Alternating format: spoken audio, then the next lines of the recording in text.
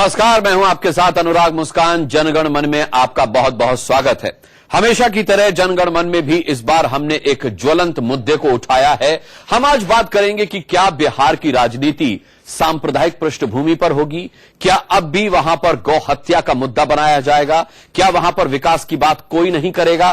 पहले इस सिलसिले में देख लेते हैं एक रिपोर्ट, उसके बाद यहां अपने मेहमानों से बात करेंगे और जनगण मन में हमेशा की तरह होंगे जनता के सवाल भी।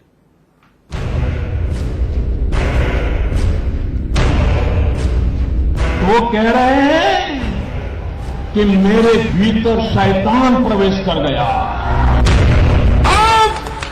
अब विकास है। ऋषि महर्षि भी खाते थे पहले के जमाने में। बिहार के चुनावी घमासान में असल मुद्दे पीछे छूट रहे हैं। यहाँ यूपी के दादरी की घटना को खूब उछाला जा रहा है।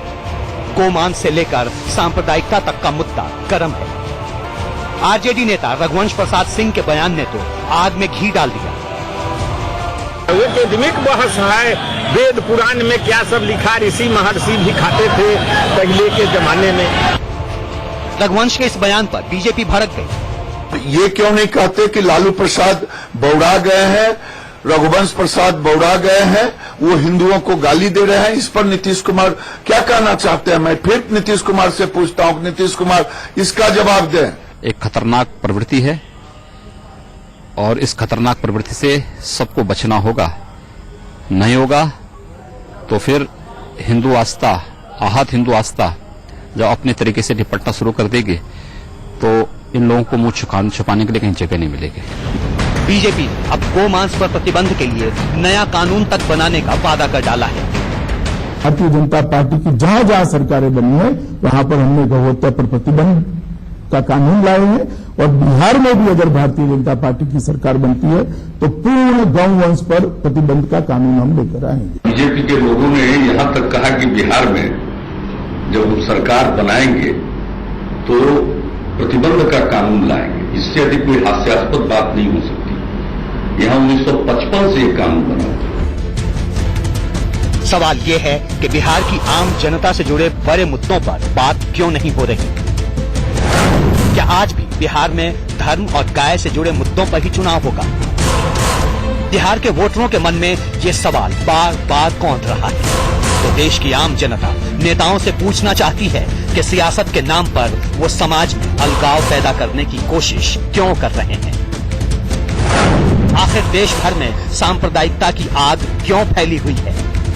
इस सवाल का जवाब आज नहीं तो कल देना ही पड़ेगा।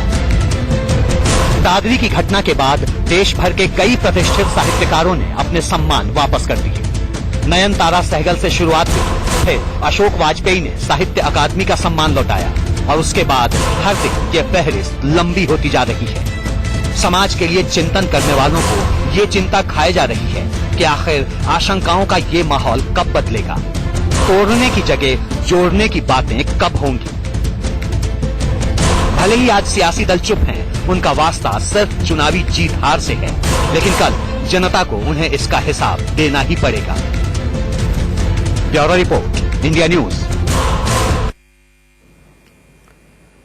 आइए जनगण मन में इस चर्चा को हम शुरू करते हैं। आज जो मेहमान हमारे साथ होंगे, अनिल बलूनी साहब हमारे साथ होंगे, भारतीय जनता पार्टी से स्पोक्स पर्सन यहां दिखाई देंगे कुछ ही पलों में। अजय आलोक होंगे, जेडीयू से स्पोक्स पर्सन हमारे साथ। इसके अलावा राजीव त्यागी हमें नजर आ गए हैं, कांग्रेस के स्पोक्स पर्सन। यहां स्टूडियो में मेरे साथ ए.के. वाजपेयी साहब हैं, एलजेपी से स्पोक्स पर्सन, और वरिष्ठ पत्रकार एन.के. सिंह साहब यहां स्टूडियो में मौजूद हैं।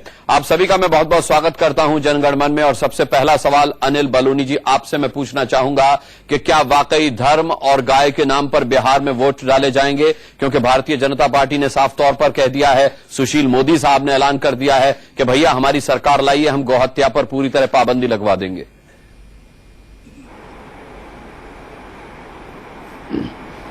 अनुराग जी, देखिए कि हम लोग पहले से ही कह चुके हैं, और सबसे पहले अगर बिहार के अंदर, और बल्कि मैं ये कहूं कि देश के अंदर अगर विकासवाद की किसी ने बात की, विकास की बात की, तो हमने की है। और हमारा एजेंडा केवल विकास, विकास और विकास का है। ये सब एजेंडा हमारा नहीं है, ये लोग ढूंढ ढूंढ के लाते और हमारे ऊपर चस्पाने की कोशिश करते हैं। देखिए, थोड़ा सा पहले जाने की आवश्यकता है। अगर आप दादरी वाले मामले में जाएं तो वहां पर जिस तरह की परिस्थिति बनी, लॉ एंड ऑर्डर की हालत बनी, लोगों ने उसको एक मुद्दा बनाने की कोशिश की। किन लोगों ने की? वहां श्रीमान केजरीवाल पहुंच जाते हैं, दिल्ली के मुख्यमंत्री डेंगू की समस्याओं से नहीं निपट रहे, अन्य समस्याओं से नहीं निपट रहे, और दादरी पहुंच जाते हैं, उसका राजनीतिकरण करने की कोशिश करते हैं। उसके बाद राहुल गांधी विदेश से आते हैं, और विदेश से आते हैं उनको किसी मुद्दे की तलाश रहती है, वो दादरी चले आते हैं, उस मामले को धारा 144 तोड़ के जाते हैं, ये लोग कानून को तोड़ के जाते हैं और किसी तरह से उसका राजनीतिकरण का कोशिश करते हैं। मैं अनुराग जी आपसे कहना चाहता हूं, आपके दर्शकों को कहना चाहता हूं कि भारतीय जनता पार्टी का मुद्दा केवल विकास का है। और अगर आप देखेंगे कि कल मैं दीपक चौरसिया जी के साथ भी था, हर आदमी कह रहा था हम विकास के नाम पे वोट देना चाहते हैं और भाजपा को वोट देना चाहते हैं। आम आदमी तक ये बात पहुंच चुकी है कि विकास वाली जो पार्टी है, जो विकासवाद के सिद्धांत पे चले, वो भारतीय जनता पार्टी है।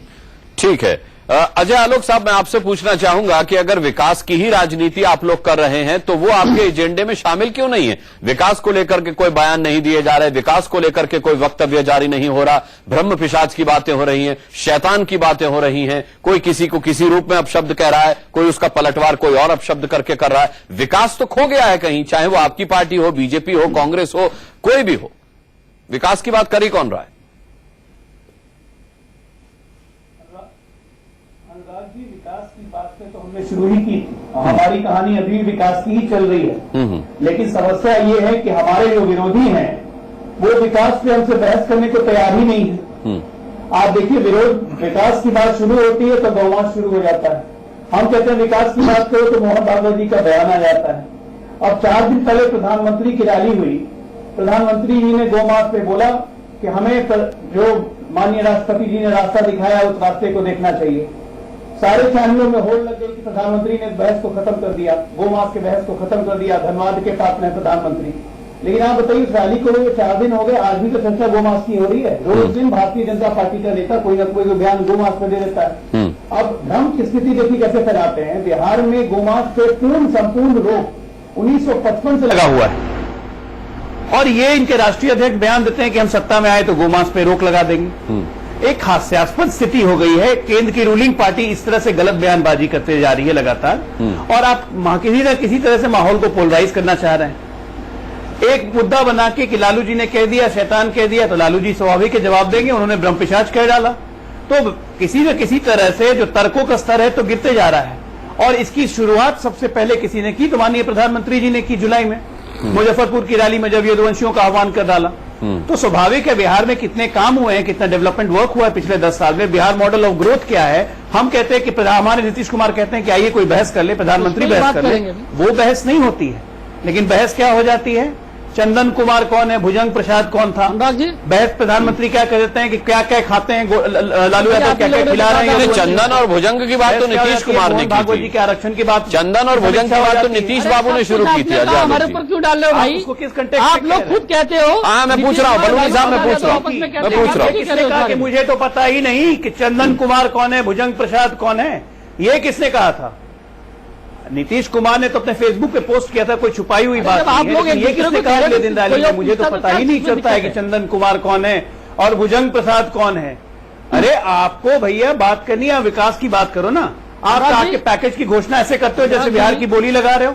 70,000 करोड़ दूं की ज्यादा दूं, 80,000 करोड़ दूं की ज्यादा दूं, ये कोई सभ्य तरीका है? तो वो बिहार के विकास के लिए तो दिया गया पैसा है। चुनाव ही लड़ रहे ना अजय आलोक जी, वो बिहार के विकास के लिए तो दिया गया पैसा है। अजय आलोक जी, लालू प्रसाद यादव की पार्टी, नीतीश कुमार की पार्टी क्या सभ्यता सिखाएंगी अब हमको? केंद्र में बैठे हुए आप लोग जो बोलते हैं एक दूसरे के लिए सभ्यता की बात कर रहे हैं, सौहार्द बनाने का जिम्मेदारी। नीतीश कुमार जी ने जो लालू के लिए कहा, लालू जी ने जो नीतीश कुमार के लिए सभ्यता के दायरे में कहीं किया। ठीक है, मैं लौटूंगा राजीव त्यागी के पास में जाऊंगा, मैं लौटूंगा। अजय आलोक साहब का शायद फोन डिस्कनेक्ट हुआ है, हम उनको वापस कनेक्ट करेंगे। राजीव त्यागी, कुल मिलाकर के जो सीन, एक मिनट जवाब दे दूं। अनिल बलूनी साहब आप दे दीजिएगा, मैं लौटूंगा आपके पास। राजीव त्यागी, अब कुल मिलाकर राजनीति ये हो गई है कि गाय अब दूध नहीं देगी, सिर्फ दूध नहीं देगी बल्कि वोट भी देगी।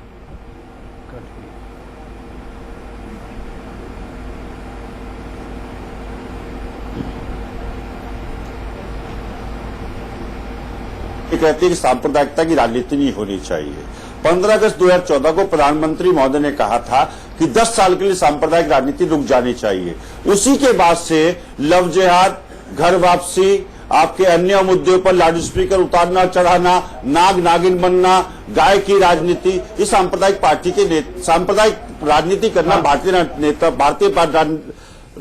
जनता पार्टी के नेताओं का शगल बन गया। अगर आप योगी आदित्यनाथ जी बयान देखेंगे, साध्वी प्राची का वो बयान देखेंगे, राम जादव की सरकार या दूसरे जादव की सरकार, जो मैं कह भी नहीं सकता चैनल पे, एक महिला को ऐसे शब्द सुशोभित नहीं करते, इस तरह के शब्द इस्तेमाल करना, तो निश्चित रूप से सांप्रदायिक आधार पर ध्रुवीकरण करना चाहते हैं, जो इस बार बिहार में होने नहीं जा रहा है। मेरा अनिल बलूनी जी से मूल प्रश्न ये है कि अगर आप विकास की राजनीति करना चाहते हैं, बिल्कुल विकास की राजनीति करिए, हम स्वागत करते हैं आपका। विकास का मायना अगर यह है कि दाल 200 रुपए किलो हो जाए, विकास का मायना यह हो जाए कि मोदी जी के उम्र से ज्यादा डॉलर की कीमत हो जाए, विकास का मायना यह है कि क्रूड के दाम घटने के बाद महंगाई बढ़ती चली जाए, विकास का मायना यदि यह है कि देश में कहीं भी विकास योजनाओं में गरीब को कहीं भी भागीदारी नहीं मिल रही है, और महंगाई बढ़ने चिंता का विषय है। क्या अरहर की दाल, क्या दालें बिहार में नहीं खाई जाती? बलूनी जी, मैं पूछना चाहूंगा कि जिस तरह से आप विकास कर रहे हैं,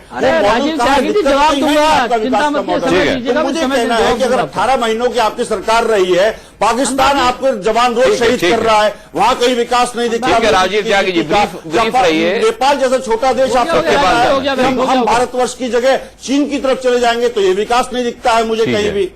ठीक है, अनिल बलूनी जी जवाब दे दीजिए, फिर आगे बढ़ता हूं। अनुराग जी, लास्ट सेंटेंस कहना चाहूंगा, देखिए अनुराग जी, ये अभी कांग्रेस के प्रवक्ता ने बोला, अजय जी ने बोला, गाय की आप बताइए कि चुनाव कहां का हो रहा है? बलूनी जी जवाब दे रहे हैं, आपकी बात पर रुक जाइए। चुनाव एक बात और कहना चाहूंगा बलूनी जी, आपसे एक प्रश्न और है। देखिए, वो प्रश्न फिर पूछ लीजिएगा। अभी बलूनी साहब, राजीव जी गलत बात है। देखिए, बलूनी साहब पहले प्रश्नों का जवाब दे रहे हैं, रुकिए, दोबारा पूछ लीजिएगा, फिर आऊंगा आपके पास भाई। ठीक है, बलूनी जी बोलिए। अरे इतने सारे सवाल पूछोगे, सवाल देखिए अनुराग जी, आप भी जानते हैं बिहार का चुनाव हो रहा है। ये त्यागी जी और आलोक जी जो है ना, ये जनता को बेवकूफ समझते हैं, लेकिन ऐसा है नहीं। देखिए, ये लोग सोच रहे हैं चुनाव हो रहा है बिहार का, जवाब मांग ले केंद्र सरकार से। हमारी सरकार को 16 महीने हुए, जब 5 साल होंगे तो हम जवाब देंगे। नहीं, ये अच्छी बात नहीं है, बीच में बोलिए। नहीं, सवाल जा नहीं रहा, गलत बात है। राजीव त्यागी का सवाल ऑन एयर नहीं जा रहा। हमें पता, लेकिन ऐसा मत कीजिए। हत्या पे बिहार में झूठ क्यों बोल रहे हैं? नहीं, देखिए ऐसे बहस नहीं होगी अनुराग जी। नहीं, बोलिए बलूनी साहब, आप बोलिए, उनका सवाल नहीं जा रहा हूं। विश्वास रखिए, इमरजेंसी आपकी पार्टी। देखिए अनुराग जी, चुनाव हो रहा है बिहार का, ये रिपोर्ट कार्ड मांग रहे केंद्र सरकार की। देखिए, लोकतंत्र की मर्यादा है, जब 5 साल पूरे होते हैं तो सरकार अपना कामों का ब्यौरा देती है, जनता जनार्दन को जाके बोलती है आपने हमको 5 साल की सरकार दी थी, हमने 5 साल में ये किया। राजीव त्यागी क्या बोल रहे हैं? केंद्र सरकार का जवाब दे। आलोक जी क्या कह रहे हैं? केंद्र सरकार जवाब दे। भैया, अपनी 5 साल की सरकार का जवाब दीजिए। आप दोनों ने मिलकर 35 साल राज किए है, 420 महीने समय किया है, आप अपनी सरकार का जवाब दीजिए। नहीं, अपनी सरकार का जवाब दीजिए। जनता जवाब चाहती है। आलोक, अजय, जनता जवाब चाहती है। आपने सरकार का, आपने जो मैंडेट मिला था, आप उसका जवाब दीजिए। केंद्र सरकार का जवाब हम देंगे जब 5 साल पूरे होंगे, हम 1-1 सेंटीमीटर 1-1 इंच का जवाब देंगे। हाँ, मैं पूछूंगा अजय आलोक से इसका जवाब पूछूंगा। मैं लौटूंगा अजय आलोक के पास। राजीव त्यागी, आप शांत हो जाइए। देना पड़ेगा। नहीं, राजीव त्यागी शांत हो जाइए, जब आपकी बारी आए तब बोलिए, बीच बीच में कृपया मत बोलिए, डिबेट खराब होगी उससे। राजीव जी की आपके सवाल बहुत अच्छे, मैं समय समय पर लूंगा। वाजपेयी साहब हमारे साथ हैं, बलूनी साहब मैं लौटूंगा आपके पास। मैं AK वाजपेयी जी आपसे पूछना चाहूंगा, आप बड़े सज्जन आदमी हैं, बहुत सभ्यता के साथ जवाब भी देते हैं। क्या आपको नहीं लगता कि वाकई बिहार में विकास की बात कम हो रही है? धर्म, जाति, सांप्रदायिकता, गाय, ये सब अब अहम मुद्दे हो गए हैं बिहार के इलेक्शन में इस बार? नहीं, सही मायनों में पूछो तो अभी 2 दिन मैं बिहार में ही था। ये जो मुद्दे यहाँ टेलीविजन पे दिख रहे हैं, ये मुद्दे गांव की जनता के बीच में नहीं है। भाई, सुशील मोदी बोलेंगे तो टेलीविजन पर दिखेंगे। हाँ, वही मोदी साहब अगर बोलेंगे कि राष्ट्रपति ने जो मार्गदर्शन दिखाया, बात सुनिए ना, ये मुद्दे, ये जो हम लोग यहाँ डिबेट कर रहे हैं, वो गांव की जनता के बीच में ये मुद्दे नहीं है। गांव के बीच में क्या है कि जो अगर सड़क नीतीश कुमार जी ने बनाई है, तो सड़क पर जो बसें चल रही, क्या बसें अवेलेबल हैं, या बसों की हालत ठीक है? कितने एक्सीडेंट रोज होते हैं, क्योंकि सड़कें बहुत छोटी छोटी बनी हुई हैं। अस्पताल हैं, तो अस्पताल में क्या डॉक्टर सक्षम है, कॉम्पिटेंट डॉक्टर हैं? क्या सारी सुविधाएं उपलब्ध हैं? स्कूल है, स्कूल में क्या मास्टर हैं, या स्कूल में बच्चे जो पढ़ते हैं उनका शिक्षा का स्तर सही है? कॉलेज है, तो कॉलेज में क्या स्थिति है? कोई स्किल डेवलपमेंट की बात हुई है? कोई ट्रेनिंग होती है। बिहार का युवा आज भी पलायन करता है। बिहार के सीरियस पेशेंट जो होते हैं वो आज भी दिल्ली की तरफ भागते हैं। अभी एम्स बन गया है, लेकिन रिपोर्ट ये आ रही है कि एम्स में डॉक्टर जाना ही नहीं चाहते। तो विकास अगर उन्होंने किया है, क्योंकि 10 साल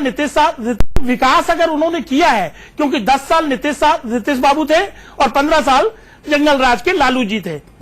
तो उनको सामने आके बताना चाहिए कि हमने क्या किया।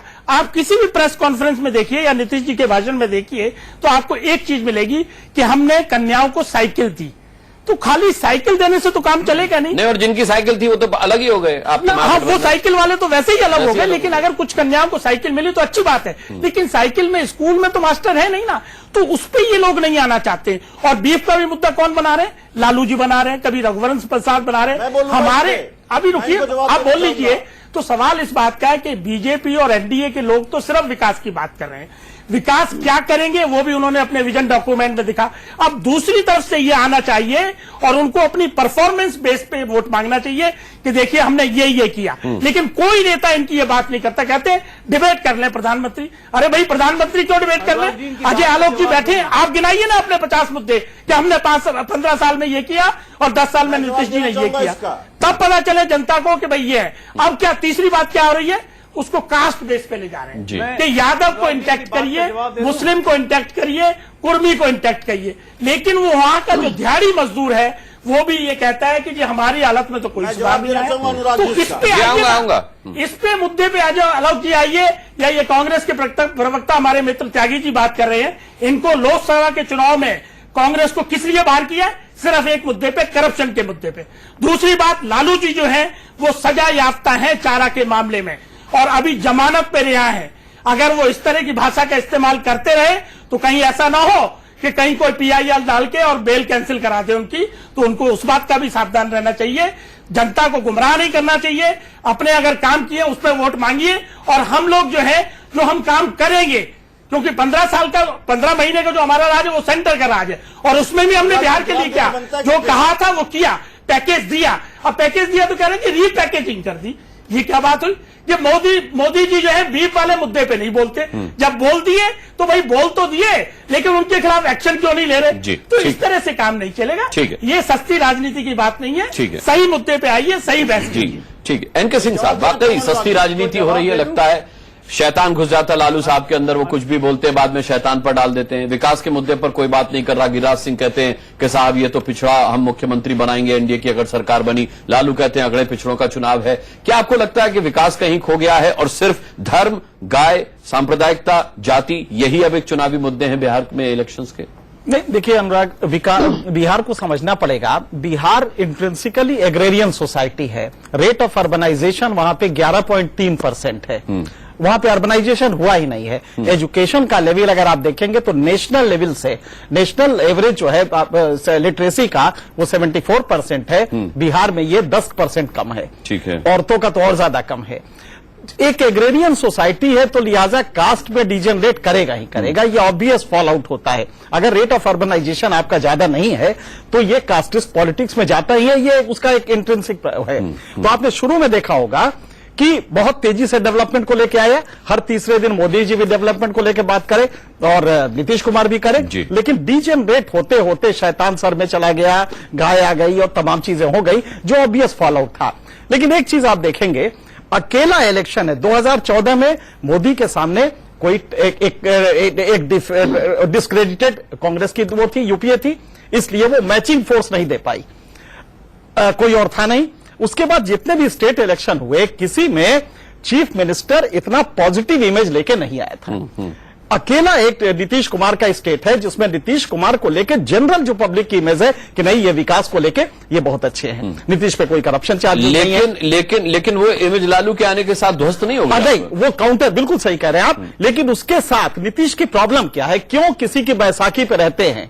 क्योंकि उन्होंने अपना कैडर डेवलप नहीं किया। तो पहले बीजेपी के साथ थे क्योंकि बीजेपी के पास नेता नहीं था और इनके पास कैडर नहीं था, तो अंधे लंगड़े की जोड़ी थी। आज उनकी फिर मजबूरी हो गई, चूंकि कैडर डेवलप नहीं हुआ तो आज लालू के साथ आना पड़ा। इसमें अंधा कौन है, लंगड़ा कौन है?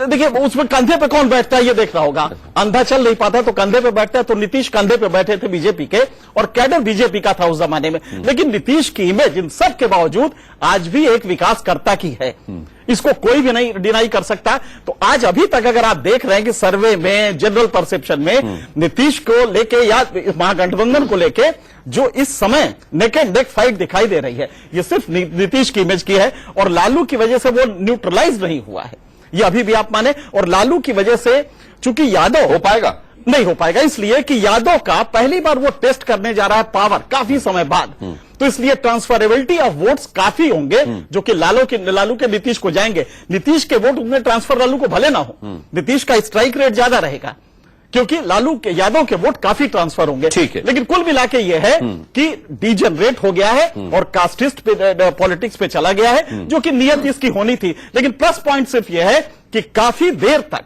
डेवलपमेंट एक इशू बना रहा जी। अब जाके डीजनरेट हुआ है, लेकिन जब परसेप्शन बनता है तो डेवलपमेंट। लेकिन चूंकि नीतीश कुमार ने अब तक इस तरीके का कोई बयान नहीं दिया है, तो हम ब्रेक से वापस आकर ये पूछेंगे जरूर कि तो क्या फायदा इसका नीतीश बाबू को मिलेगा, क्योंकि उनके अलावा जो भी आप कह लें वो बिहार की राजनीति में सिर्फ धर्म, जाति, गाय और सांप्रदायिकता की बातें कर रहे हैं। अजय आलोक से बहुत अहम सवाल मैं करूंगा ब्रेक से। देख रहे हैं, हमने एक गंभीर मुद्दा उठाया बिहार इलेक्शंस में, जहां जनता विकास की बात जो रही है, कोई भी पार्टी चाहे वो एनडीए हो या महागठबंधन हो, विकास की बात कोई नहीं कर रहा। बात वहां हो रही है धर्म की, बात हो रही है जाति की, बात हो रही है गौहत्या की। अजय आलोक साहब, अभी तक की डिबेट में यह बात निकल करके आई है कि नीतीश कुमार, जो आपके सुशासन बाबू के नाम से प्रख्यात हैं, क्या जरूरत है किसी के कंधे पर सवारी करने की? जैसा एनके सिंह साहब ने कहा कि भाई कोई कैडर उन्होंने नहीं बनाया, इसलिए उन्हें पहले बीजेपी की जरूरत पड़ी और अब बिना लालू के वो आगे नहीं बढ़ सकते थे। आपको नहीं लगता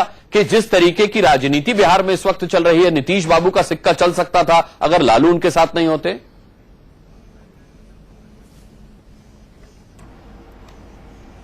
अजय आलोक जी, आपको मेरा सवाल मिला? अजय आलोक जी, आपको मेरी आवाज मिल रही है? अभी आ रही है। हाँ, आपको मेरा सवाल नहीं मिला। मैं बहुत छोटा सा करके सवाल पूछ लेता हूं। क्या नीतीश बाबू का लालू के साथ आना उनके लिए हानिकारक होगा इस इलेक्शंस में?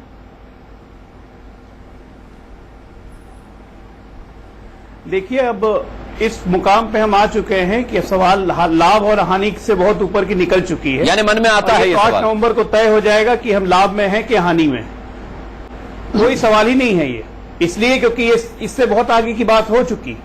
यहाँ पे तो एक बड़े मकसद के लिए हम लोग सबको इकट्ठा हुए, प्रयास हुआ था कि पूरे देश में एकता बने, कि भारतीय जनता पार्टी के विरुद्ध सारी ताकतों को एक मंच पे आना चाहिए। आज भी मैं सुन रहा था भारतीय जनता पार्टी के बलौनी जी को और वाजपेयी साहब को, लोजपा के, तो मुझे ये वो कह रहे थे कि हम आएंगे लोकसभा चुनाव में एक एक इंच का हिसाब देंगे।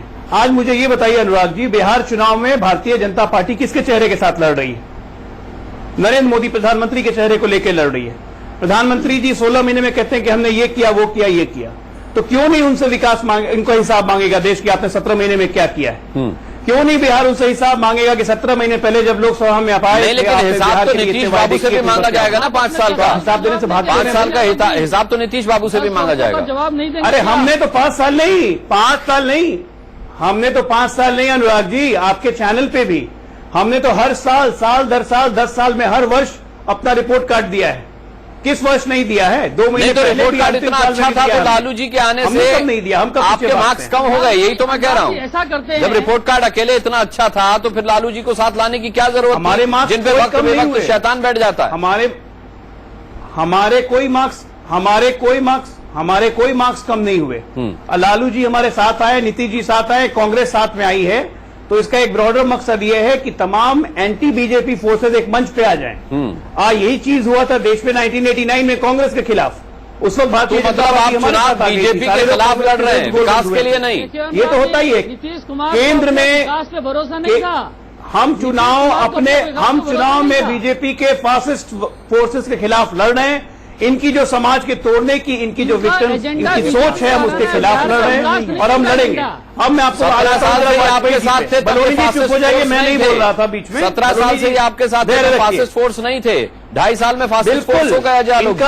इनकी जो लीडरशिप, ये जब हमारे साथ थे तो विवादास्पद मुद्दों को ये अलग रख के तब हमारे साथ थे। जब इनकी चेंज ऑफ लीडरशिप हुई, आज सब जानता है कि बीजेपी ये पुरानी वाजपेयी जी और मुरली मनोहर जोशी और आडवाणी की वाजपेयी नहीं रह गई। ये न्यू बीजेपी, जहां पे सारे मुरली मनोहर जोशी, आडवाणी, वाजपेयी, जसवंत सिंह किनारे लगा दिए गए हैं। उनको ब्रेन डेड की संख्या दे दी गई है, ब्रेन डेड। तो ऐसा है कि जिनको मानते थे वही ब्रेन डेड हो गए, तो हमारा क्या काम। अब मैं वाजपेयी जी की बातों का जवाब देना चाहूंगा। बलूनी जी थोड़ा धैर्य रखिए, बलूनी जी धैर्य रखिए, मैं इंटरफेयर नहीं कर रहा था, आप बोलिएगा अपने समय पे। अब वाजपेयी जी ने कहा कि नीतीश जी को विकास का बताना चाहिए, विकास का बताना चाहिए। ये 2 दिन बिहार में भी रह के भी आए थे, कहा इन्होंने। इनको पूछिए जरा, शहर बननी गए थे पहले 2005 के पहले? रामविलास पासवान जी का गांव था। रामविलास पासवान जी 1965 से सदन में हैं, केंद्रीय मंत्री 1989 से हैं, विधायक रहे, एमपी रहे, अपने गांव का रास्ता तक नहीं बनवा पाए थे। और 2006 में जब हमारी सरकार बनी तब शहर बननी का रास्ता बना, और हमें दिखा रहे विकास का ही ना। कहते रोड छोटी छोटी बनी है, बिहार का रोड गवाह है आज। अरे वो छोड़ दीजिए, जो हमारा झारखंड, साहब कह रहे हैं कि अगले पिछड़ों का चुनाव होगा। लोगों को परसेप्शन चेंज होता है जब बिहार में घुसते हैं। आलोक जी चलिए ठीक है, जनता के सवाल लेते हैं। अब जनता भी हमारे साथ है। मैं राजीव त्यागी आपके पास आऊंगा, राजीव त्यागी आपके पास मैं आऊंगा, मैं लौटूंगा। जनता के सवाल लिए लेते हैं। जनता जनार्दन भी हमारे साथ है। आपकी तरफ से सवाल आपको बता रहा हूँ कि ठीक है, सुन लीजिए अजय आलोक जी, सुन लीजिए। जनता के सवाल, जनता सवाल करेगी। सवाल आपका किससे है वो बताइएगा। और सवाल नहीं, मेरा एक सवाल बीजेपी से है कि अभी जब जो लोकसभा के चुनाव हुए थे उस समय मुजफ्फरनगर दंगे हुए, और अब जब बिहार में चुनाव होने जा रहे हैं उस समय अखलाक की जो हत्या हुई, कांड हो गया, अखलाक कांड हुआ है, और इसकी वजह से जो सांप्रदायिकता का जो दाग लगता है बीजेपी पर, वो इस वजह से लगता है। और उसके बाद बीजेपी के सारे लीडर उसको सपोर्ट कर रहे हैं।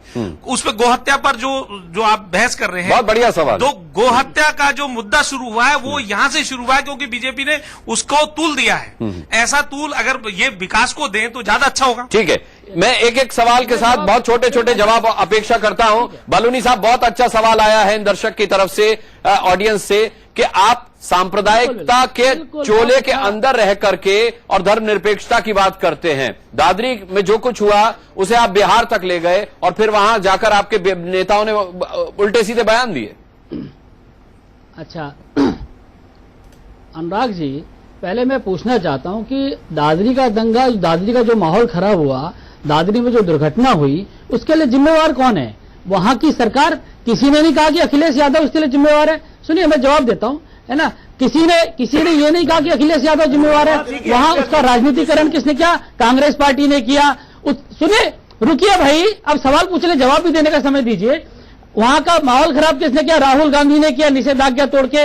वहां केजरीवाल गए, लालू प्रसाद यादव उससे बिहार ले गए। आखिर किसने माहौल खराब किया? साक्षी महाराज, नहीं, संगीत बहुत बात ले लीजिए। सुनिए, बिल्कुल मैं, अरे अनुराग जी मैं भी लूंगा ना। राहुल गांधी गए सबसे पहले तो बड़े से नाम। राहुल गांधी तो कुछ बोले ही नहीं वहां जाकर। सरकार ने क्या किया? राहुल गांधी तो वहां जाकर कुछ बोले ही नहीं। सुनिए, राहुल गांधी बिना कैसे?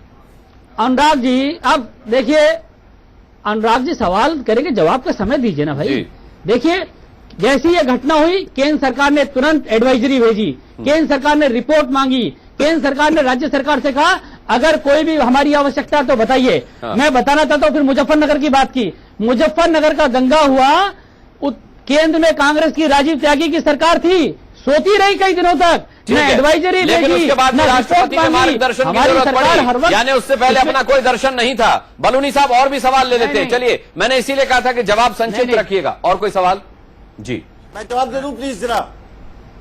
अनुराग जी कृपया जवाब देने का मौका दीजिए। हाँ बिल्कुल। सवाल किससे है आपका और क्या सवाल? सवाल मेरा इन्हीं से ही है, अनिल बलूनी जी से, कि बीजेपी से। बिहार में कई सालों से विकास का मुद्दा चलता आ रहा है, ना वहाँ कोई विकास आज तक देखने को मिल रहा है, ना अनुशासनहीन ये शहर है और ना कोई एम्प्लॉयमेंट है। लोग वहाँ से पलायन करके और देशों में जा रहे हैं नौकरियों के लिए। ऐसा क्यों हो रहा है? जी, अब विकास के लुभावने सारी पार्टियां लुभावने दिखाती हैं, पर अब तक कोई विकास क्यों नहीं हो रहा? जी, जो भी पार्टी आ रही है, हमारे मेरी उनसे विनम्र निवेदन यही है कि पहले विकास करें, देश में इंडस्ट्रियां लगवाएं, वो क्यों नहीं लगवाई जाती? ठीक है, अनिल बलूनी साहब संक्षिप्त जवाब रखिएगा।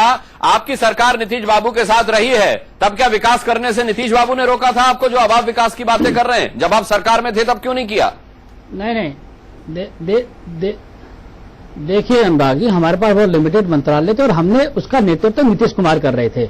लेकिन मैं खुद जो आपका जो सवाल किया है उसके मैं पक्ष में हूं कि आखिर ये दोनों लोग जो बैठे हैं कांग्रेस के लोग, इन्होंने 420 महीने तक वहां राज किया है। इनको बताना पड़ेगा कि बिहार का युवा पलायन क्यों कर रहा है, नौकरी के लिए, क्यों दवाई के लिए बाहर जा रहा है, क्यों पढ़ाई के लिए बाहर जा रहा है, क्यों रोजगार के लिए बाहर जा रहा है। राजीव त्यागी जवाब दीजिए, यही मुद्दे पे बात होनी चाहिए अनुराग जी। अजय आलोक को मैं तुरंत जवाब ले लेता हूं, समय मेरे पास जवाब देना चाहिए। राजीव त्यागी तुरंत जवाब दीजिए अनिल बलूनी साहब के सवाल का। ये कह रहे हैं जवाब दे तो आपकी सरकार है जो केंद्र में रही। सवाल का जवाब ये है कि इन्होंने 35 सालों तक दोनों ने मिलकर 35 सालों तक राज किया है। उत्तर प्रदेश में जब कांग्रेस पार्टी, उत्तर प्रदेश कांग्रेस कमेटी सद्भावना दिवस मनाती है तो बीजेपी उसका विरोध करती है, समाजवादी पार्टी उसका विरोध करती है। राहुल गांधी जी गए, अपनी संवेदना प्रकट करके वापस आ गए। कांग्रेस पार्टी किसी नेता का बयान नहीं है। संगीत सोम जो इनके हैं भारतीय जनता पार्टी में राहुल गांधी जी जब से विपक्ष में डायरेक्टर है और कंपनी को आंदोलन चलाते हैं, तो ये दोगला चरित्र है आपका। सुन लीजिए, और बिहार के विकास के बारे में बता दूं बलूनी साहब कि बिहार में पिछले 10 साल में 66,500 किलोमीटर सड़कें बनी है, स्टेट हाईवे से लेकर के छोटी सड़कें, और 2 लाख किलोमीटर अगर सारी 12मासी सड़कें जोड़ लीजिए 2 लाख किलोमीटर बैठती हैं। बिजली अगर बिहार में 2005 में 700 मेगावाट बिजली, आपका कोई जनाधार नहीं है राजीव त्यागी, बिहार में कभी आपका कोई जनाधार नहीं है, बिहार केवल 40 महीनों को लड़ रहे हैं। चलिए ठीक है, और कोई सवाल? लोग रोजगार सवाल ले लीजिए भाई, सवाल हो जाने दीजिए, आपस में मत लड़िए। कांग्रेस पार्टी ने हर एक राज्य को ठीक से फंड दिया यूपीए सरकार ने, तब जाकर के राज्य आगे ठीक है, तब जाकर आ जाएंगे। ठीक है, जंगल सवाल ले लीजिए। अजय आलोक जी के लिए सवाल आ रहा है, रुक जाइए। अजय आलोक जी के लिए सवाल आ रहा है भाई, राजीव त्यागी कृपया अपने राज्यों। ठीक है, ठीक, हाँ बोलिए, सवाल पूछिए। ये नीतीश जी बिहार में युग पुरुष के नाम से जाने जाते हैं और विकास की बहुत बड़ी बड़ी बातें करते हैं, परंतु उसके बाद भी उन्हें अपराधी पुरुष के साथ तालमेल लगाना पड़ा और कांग्रेस से सदैव उनका मतभेद रहा, उसका सहयोग लेना पड़ा। इतने विकास करने के बाद ऐसी आखिर उनकी क्या परिस्थितियां हैं, कृपया स्पष्ट करें। वाह, बहुत बढ़िया सवाल है। अजय आलोक जी जवाब दीजिए। अनुराग जी, इनका सवाल है कि एक साथ भ्रष्टाचार और एक तरफ, अरे सवाल अजय आलोक से चलेगा, ये पूछ रहे हैं। सवाल अजय आलोक जी से। अजय आलोक जी बोलिए। हाँ, वही मैं कह रहा हूँ, सवाल यही है। बलूनी जी की बेचैनी ज्यादा बढ़ी हुई है, वो मेरे सवाल का भी जवाब यही देना। राजीव त्यागी भी बेचैन हो रहे हैं बार बार। ठीक है, अजय आलोक जी बोलिए। ऐसा है,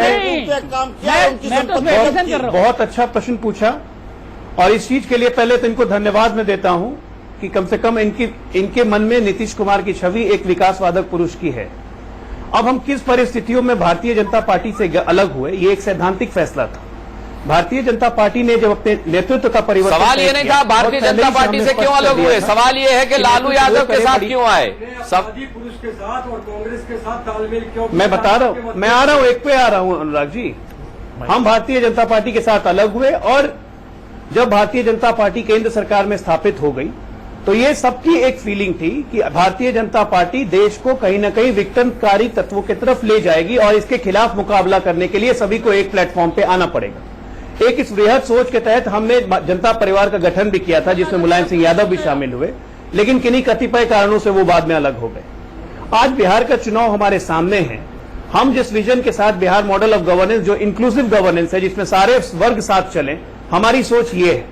इस सोच के साथ हम बिहार को आगे ले जाना चाहते हैं और इस महागठबंधन के मुख्यमंत्री के तौर पर नीतीश कुमार को ऑलरेडी घोषित किया जा चुका है। तो एक बात ध्यान में रखिए कि जो लीडर होता है उसी की नीतियां चलती हैं और ये महागठबंधन एक राजनीतिक, लेकिन लालू यादव को दूध की मक्खी की तरह निकाल कर थोड़े फेंक देंगे आप अजय आलोक जी, आप क्या कुछ भी लें। चलिए, एक छोटा सा सवाल चल रहे हैं और उसके जवाब दिए जा रहे हैं। एक और सवाल लेते हैं। Yes ma'am. किसी भी राष्ट्र की धरोहर बच्चे माने जाते हैं और बिहार में दिल्ली का नागरिक होते हुए मैं देखती हूँ कि हमारे दिल्ली में जितने भी रिक्शा चलाने वाले से लेकर आईएएस ऑफिसर तक दिल्ली पढ़ने आते हैं। किसी भी लेवल में ये चाहे रिक्शा चलाने वाला हो, चाहे मजदूरी करने वाला हो, चाहे ऑफिशियल लेवल पे लोग हों, ये सब लोग बिहार से दिल्ली तक का, बिहार को पलायन करके दिल्ली की तरफ भागते हैं। ऐसा क्यों है कि बेसिक नीड है जो शिक्षा है, और वो ही शिक्षा का स्तर किसी मंत्री ने आते हाँ, पूरी नहीं आप भी सवाल पूछना चाहते थे, आप भी सवाल ले लीजिए जी। मैं अजय आलोक जी से पूछना चाहता हूं कि महागठबंधन के हेड जो मुलायम सिंह यादव थे उनको आपने दरकिनार क्यों कर दिया? चलिए, ये सवाल मेरे को लगता अप्रासंगिक है। हम ये वाला शिक्षा वाला सवाल ले लेते हैं। शिक्षा के स्तर में अजय आलोक जी अब तक इतना सुधार नहीं आ पाया कि लोगों को आप वहां रोक पाएं, युवाओं को बांध पाएं। नहीं, मैं बिल्कुल मानता हूं कि ये बात सही है, लेकिन पिछले 10 वर्षों में जो हमने प्रयास किए हैं, उन प्रयासों के तहत 5 नए मेडिकल कॉलेजेस, 40 इंजीनियरिंग कॉलेजेस, हर पंचायत में एक हाई स्कूल, इतने सारी उल्लेखनीय प्रगति हमने 10 वर्षों में की है, लेकिन ये तब भी पर्याप्त नहीं है। इसीलिए आपने जो अभी जारी किया अपने 7 निश्चय, नीतीश कुमार जी ने जारी किया 7 निश्चय, तो 7 निश्चयों के तहत अब हमारा ये निश्चय है कि हम हर जिले में और हर ब्लॉक लेवल पे एक ITI की स्थापना करेंगे, नए नए कॉलेजेस की स्थापना, सवाल उठ रहा है कि 10 साल बाद कम से कम 10 की और वृद्धि करेंगे। किया तो 10 साल हम चाहते हैं कि हमारे 10 साल नहीं, 10 साल में काफी उल्लेखनीय काम किए हैं, काम हो रहा है, ऐसा नहीं कि नहीं हुआ। 10% ठीक है, अनिल बलूनी साहब आप कुछ कहना चाह रहे हैं, एक लाइन में अपनी बात कह दीजिए, एक लाइन में। अजय बलूनी साहब, चाणक्य यूनिवर्सिटी खुला। देखिए अनुराग जी 35 सालों से जो लोग काम नहीं कर पाए, तीनों लोग मिलकर अब ये बातें कर रहे हैं, और अजय आलोक इसका जवाब नहीं दे पाए कि जब एक तरफ भ्रष्टाचार के प्रति कांग्रेस पार्टी और एक तरफ जंगल राज के प्रति यही त्रासदी है, यही दुर्भाग्य है, ये हम आरोप प्रत्यारोप की राजनीति में उलझ जाते। जिन मुद्दों पर चर्चा होनी चाहिए उन मुद्दों पर चर्चा नहीं होती। 35 साल से कौन क्या कर रहा था, 10 साल से किसने क्या किया, हम केवल उसका रिपोर्ट कार्ड बनाते रहते हैं। हम अपनी बात नहीं करते कि हम ये कर चुके हैं, ये करेंगे, या हम ये करना चाहते हैं। यही सबसे बड़ा राज्यों का दुर्भाग्य है। खैर, बिहार की जनता बहुत समझदार है। बिहार की जनता कल अपने मताधिकार का पहले चरण के लिए इस्तेमाल करेगी और बता देगी कि वो सिर्फ और सिर्फ विकास की पक्षधर है। बहुत बहुत धन्यवाद करना चाहेंगे जनगणमन में आज जुड़ने के लिए सभी मेहमानों का, जनता जनार्दन का। आज के लिए इतना ही, अगले हफ्ते फिर एक मुद्दे के साथ हाजिर होंगे। इजाजत दीजिए।